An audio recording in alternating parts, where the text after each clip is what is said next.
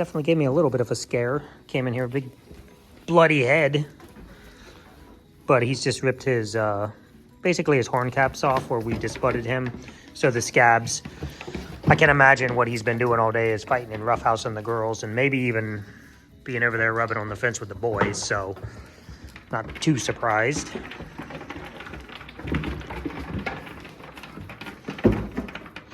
It's a waterfall.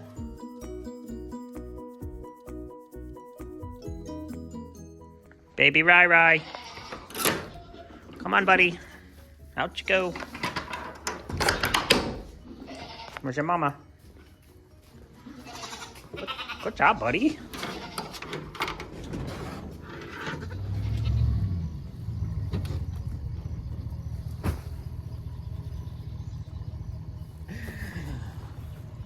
Well, that would have totally missed. But there it is. Redneck dump truck.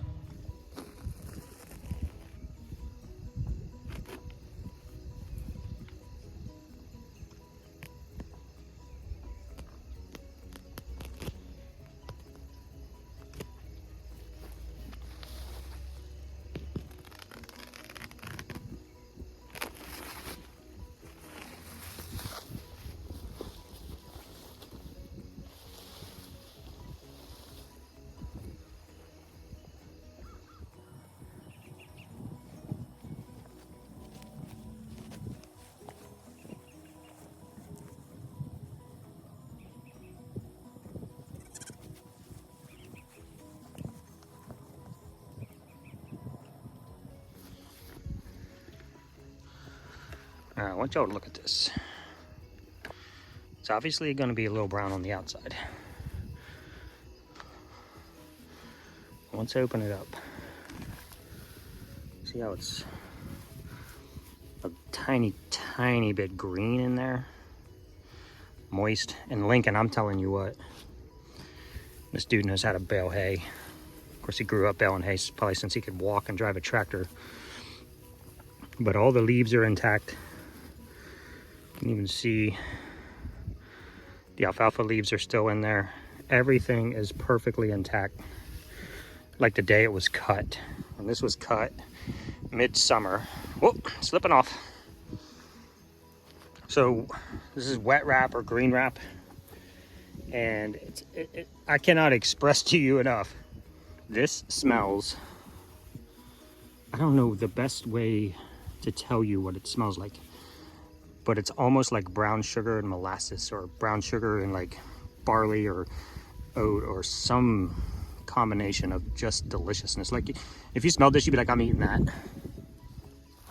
Now, this is last year's, this is this year's. Lincoln does such an amazing job of just getting it right. This is just dry and crunchy, maybe a little less nutrient dense, aka a little less nutritious. But from last year to this year, this will be a lot greener as I get in. I don't want to start pulling pieces off because, as you can see, it will fall off. The way round bales are made, in case you guys don't know, is as they rake the hay up, it goes inside of a machine that has belts in there, and it spins it around a pen, or 3 pens generally. And it just keeps wrapping. So when you get, you can either lay these down flat and just roll them out. If you have cattle, they'll eat that in a couple days, maybe a day, depending on how many cows you have. But I think Lincoln goes through 3 or 4 round bales a day, per day. He runs a cattle farm. We'll go through one of these in about 3 weeks, 2 to 3 weeks. We just keep adding goats, so I don't really know. So this I'll show you.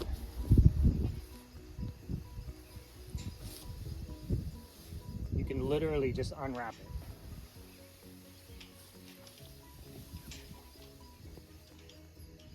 And this is very cool to the touch. If you remember last year, one of these tried to catch on fire. Last year was so wet. Spring was so wet, and do you girls have the hungers? I was going to throw some hay in there, but if I do that, they'll stay up here. I need them to get away from the gate so I can drive down to the barn. But we'll sort that. So I'm still at load the wagon, haul the hay. Now Lincoln was telling me that because these are wet wrapped, he was telling me that these are actually so heavy that his 55 horse was struggling. I only have a 30. So we'll see if I can even get it with the rear steer when I get one. We'll have these all year, guys. We bought 12. That'll generally get us to next fall. Well, y'all, get used to this lighting conditions, or these lighting conditions. Man, my grammar has just been terrible. It is 11:30 a.m. And Ohio, well, at least we kind of say, like, not gonna see the sun until March, or for the next 6 months. It's gonna kind of look like this. Gross.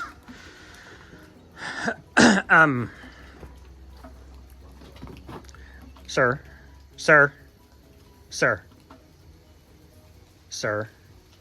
So he's you can see he's starting to scab back up here, which he will. It'll scab over, and then they'll knock him off, and eventually it'll stop scabbing over, and eventually it'll grow. I don't think she's horned, but eventually, regardless, it'll end up looking.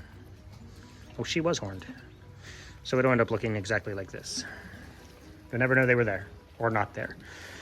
So the green hay, basically what that does is you bale it green, you put it inside the wrap, and then it just acts like a little incubator, or I don't know. It's a fermentation process. So what that'll do is the moisture that's in there, the grass is still alive when you cut it. Now, normal hay, you would leave it lay out in the field, you'd let it dry to a certain temperature, then you would bale it. That's done. It's dead hay at that point. What you do when you wet wrap it like this is when you cut it, it's green, it still has energy. The water in the grass is energy, right? So you think about it growing in the field, it uses the water to grow. Now you've cut it down, and instead of letting it dry out, you've left that water in the grass. Now it's all wrapped up inside that bale. And by the way, this is the quietest it's ever going to be in this barn. No, buddy. No, buddy. That's just not for you, man. You want to start a NASCAR career, you got to be a little taller. So, I don't watch NASCAR anyway. Oh, I just lost half my subs. I'm kidding. So now you've cut the hay, you've not let it dry out, you've trapped the energy inside of the grass. The grass is going to continue to grow, if you will. I don't know if it knows it's dead, but it still has that water in there, and it's going to continue to go through its life process. So since it's trapped inside that bale, it's not getting any oxygen. It's just going to get warm. It's going to heat up, and to a certain point where it's going to start cooling down, and that fermentation process is going to happen along the way. I'm not sure if it happens on the way down or just on the way up, but it starts to ferment, and it gets to a certain point and it stops. And it just, I don't even know how best to explain it to you. I don't drink, so I don't know all the terminology, but I would imagine a very dark beer smells better than a very light colored beer because of the way it's made. And it's kind of the same thing. This is like warm gingerbread cookies would be my best or brown sugar or maple syrup or something. It just smells fantastic. Look, guy, look. I hope somebody uses you for like I don't know, traveling circus or something, you little goof. Look what I can do. I know, I see. I'll give you your hugs. He's already had hugs, just so everybody's aware of the fact. It's not like he's neglecting, or not neglecting, but missing any hugs. Oh, what are we doing? We're doing this? Okay, well, I mean, that's one way to do it. You're such a goof. What are you doing? You're so silly. So that's going to be it for today, guys. Just I wanted to bring you in on the wet hay, the green hay, however you want to look at it. I don't know who all else in the country does that.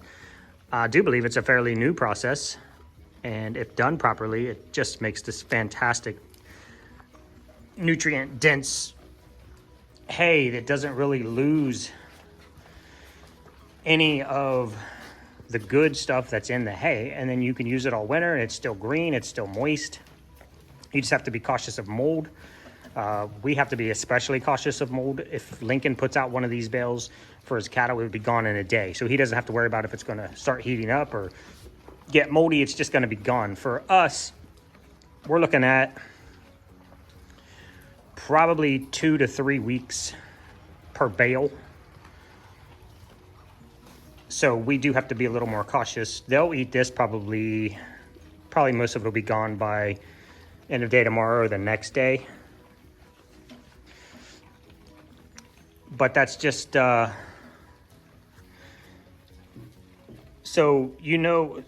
maybe the best I can explain this would be what's happening right now, which is fall.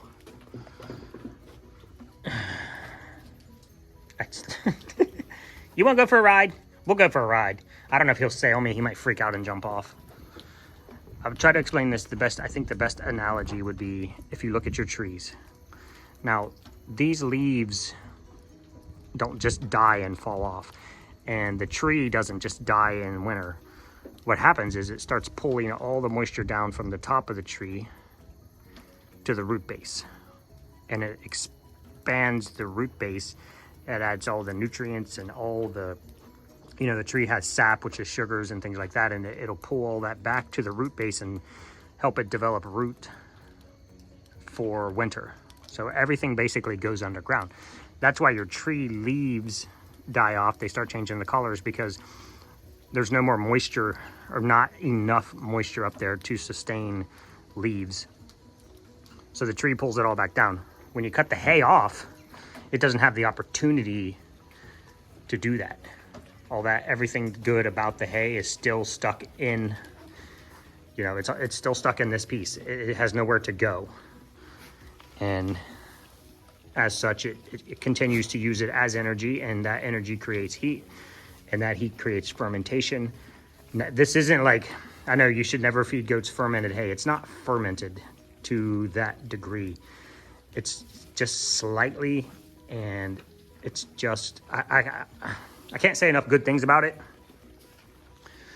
Risk reward, it's probably worth the reward. The girls love it. They can't get enough of it. And I think with the additional nutrients added to their diet throughout winter, it's better than eating old dry crunchy hay. So there's that. And I will see you guys tomorrow. Put this in this last bit. I came back because I forgot my milk bucket. I walked in the door and it smelled like fresh baked cookies in here. I'm not even kidding you. I don't know what kind of cookies. Warm molasses cookies. That is all. Love you guys. See you tomorrow.